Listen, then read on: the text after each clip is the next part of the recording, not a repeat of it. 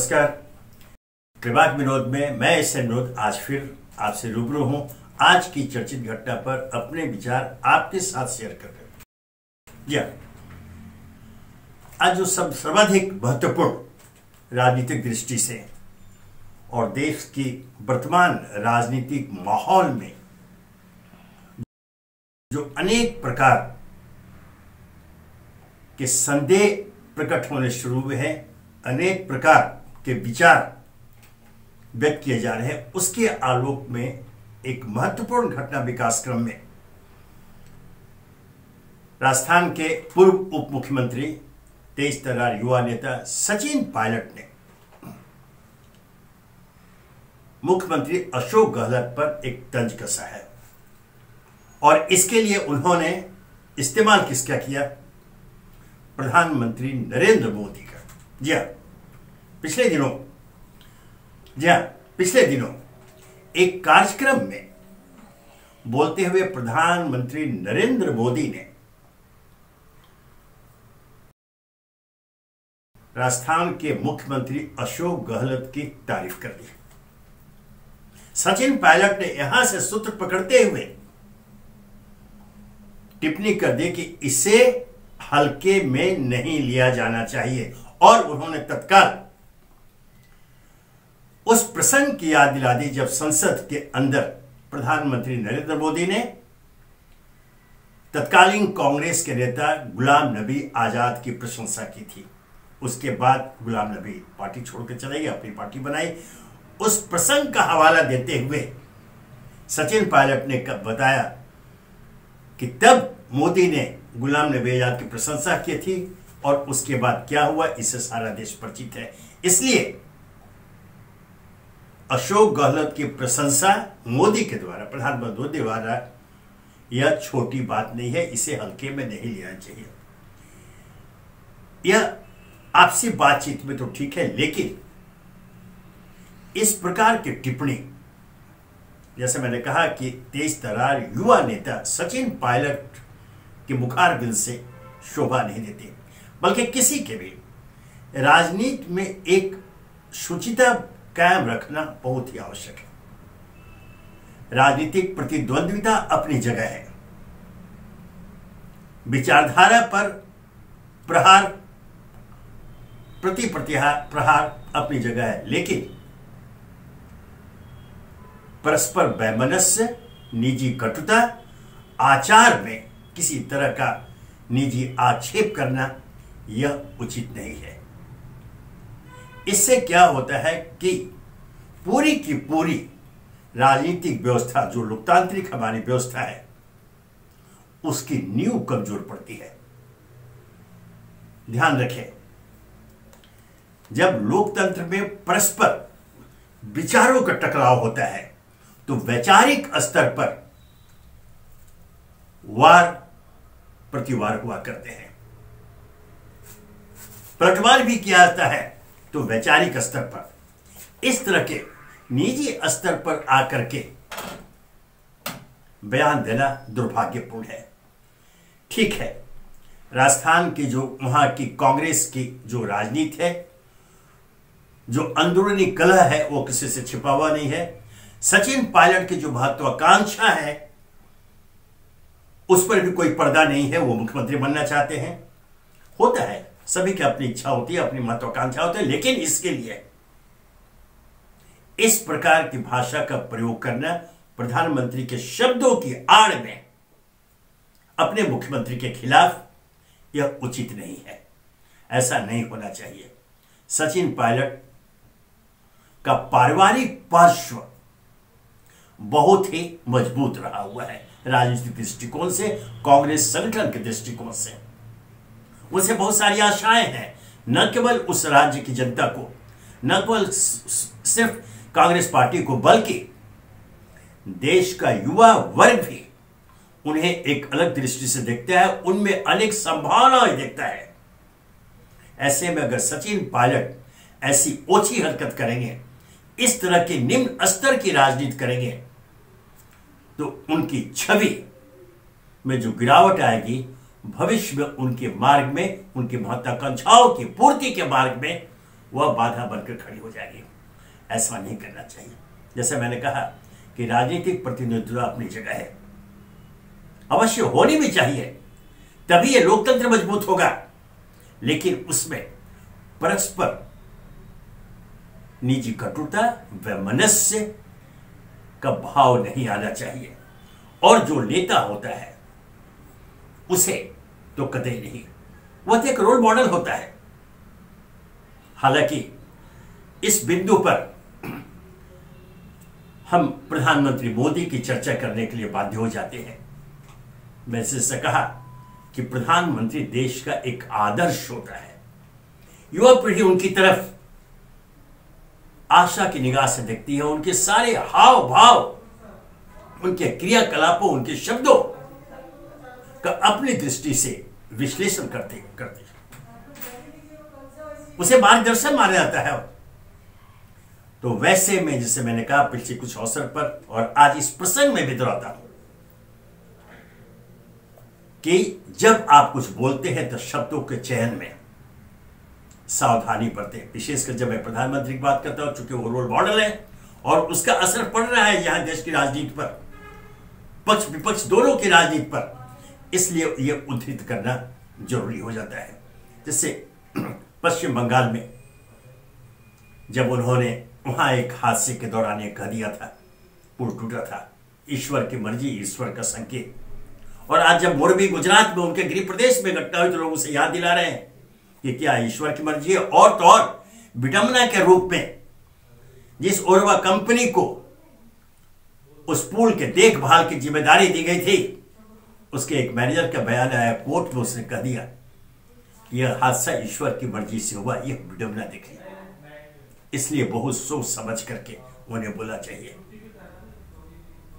जब विपक्ष की बात आती है और आलोचना की बात आती है तो मैं इस प्रसंग में एक और वाक्य की ओर ध्यान देना चाहूंगा। 1959 के अंतिम दिनों, संभवतः दिसंबर के माह की बात है, जब अमेरिका के तत्कालीन राष्ट्रपति आइजनहावर भारत के दौरे पर आए थे। ध्यान रखें, अमेरिका के राष्ट्रपति आइजनहावर भारत के दौरे पर आए तो उनके सम्मान में जो आयोजन हुआ था उसमें प्रधानमंत्री, तत्कालीन प्रधानमंत्री पंडित जवाहरलाल नेहरू ने तब जनसंघ के सांसद अटल बिहारी वाजपेयी, युवा सांसद, ध्यान रखिए कम उम्र के थे अटल बिहारी वाजपेयी, अपने सांसदों का जब परिचय करा रहे थे पंडित जवाहरलाल नेहरू अमेरिका के राष्ट्रपति आइजनहावर से, तब अटल जी का परिचय कराते हुए उन्होंने कहा था, ध्यान रखिए, कि meet our future prime minister. कल्पना कीजिए, तब अटल बिहारी वाजपेयी विपक्ष के, जनसंघ के सांसद थे, युवा सांसद थे, युवा नेता थे।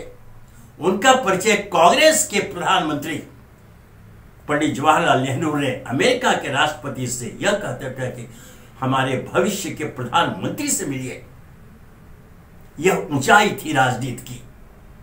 आज एक फैशन के रूप में वही जनसंघ जो भारतीय जनता पार्टी बन गई, उसके नेता विशेषकर प्रधानमंत्री स्वयं अपने हर भाषण में नेहरू का प्रतिकूल रूप से उल्लेख किए बिना नहीं रहते हैं। उन पर आक्रमण करते हैं, उन पर प्रहार करते हैं, उनकी नीतियों पर प्रहार करते हैं, उनके आचरण पर प्रहार करते हैं, उनके शब्दों पर प्रहार करते हैं। लेकिन पंडित जवाहरलाल नेहरू के इस उदाहरण को जो मैंने आज पेश किया, उसे ध्यान में रखें, उससे विचार करें कि क्या ऊंचाई थी पंडित नेहरू की। यही नहीं, एक बार और एक दिलचस्प घटना संसद में हुई थी। स्वयं कांग्रेस के एक सांसद महावीर त्यागी ने एक बार किसी मुद्दे पर कांग्रेस की सरकार की तीखी आलोचना की, कड़े शब्दों में आलोचना की। संसद के अंदर कांग्रेस के सांसद महावीर त्यागी ने, पंडित जवाहरलाल नेहरू प्रधानमंत्री वहां मौजूद थे, ऐसी घटना हुई। लेकिन इसका प्रधानमंत्री नेहरू के ऊपर क्या असर पड़ा? उन्होंने दूसरे दिन महावीर त्यागी को चाय पर बुलाया अपने घर पर, और जब वो आए तो खड़े होकर नेहरू जी ने हंसते हुए परिवार के सदस्यों को बोला अरे भाई देखो, महावीर आए हैं, इनके लिए कप में चाय मत लाना, बाल्टी में चाय लाना। ये चाय पी पी कर बोला करते हैं। यह ऊंचाई थी। उस प्रसंग की याद दिलाकर महावीर को एक सहजता पूर्वक इस बात को कैसे समाप्त किया उन्होंने। आज जब हम देखते हैं जिस प्रकार से निजी कटुता, परस्पर वैमनस्य की भावना के साथ जब पक्ष विपक्ष एक दूसरे के ऊपर प्रहार करता है, तो हमारा लोकतंत्र शर्मसार होता है। ध्यान रखिए, हमारा लोकतंत्र शर्मसार होता है। हमारी लोकतांत्रिक नींव जो देश की है वह कमजोर पड़ती है। इस बात को हमेशा ध्यान में रखा जाना चाहिए। और यह सिर्फ सत्ता पक्ष को नहीं, विपक्ष को भी, सभी का यह दायित्व होता है कि लोकतंत्र रूपी मंदिर को पहले सुरक्षित रखे, उसके बाद लड़े कि पुजारी कौन होगा, कौन मठाधीश बनेगा, लेकिन उसे सुरक्षित रखे, यह आवश्यक होता है। लेकिन ऐसा नहीं होकर जिस प्रकार सचिन पायलट का जो प्रसंग था, उन्होंने जो चुटकी ली, अर्थात उनका इशारा यह है कि हो सकता है कि आने वाले दिनों में, चूंकि प्रधानमंत्री मोदी ने अशोक गहलोत की प्रशंसा कर दिया, हो सकता है कि अशोक गहलोत भी गुलाम नबी आजाद की भांति पार्टी अर्थात पार्टी का त्याग, कांग्रेस का त्याग करके कहीं अलग हो जाए।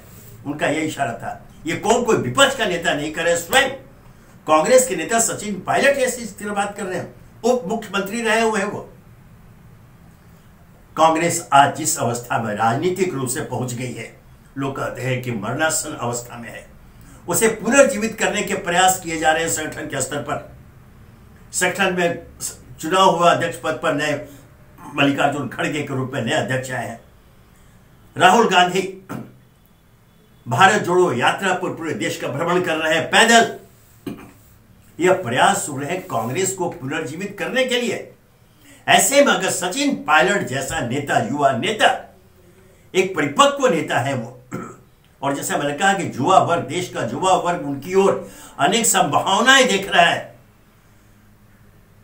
उनसे बहुत सारी अपेक्षाएं हैं युवा वर्ग को। अगर वह इस तरह से ओछी हरकत करेंगे, निम्न स्तरीय शब्दों का चयन कर अपनी पार्टी के मुख्यमंत्री पर प्रहार करेंगे, तो इसका परिणाम क्या होगा बताने की आवश्यकता नहीं। सचिन पायलट भी अच्छी तरह समझते हैं।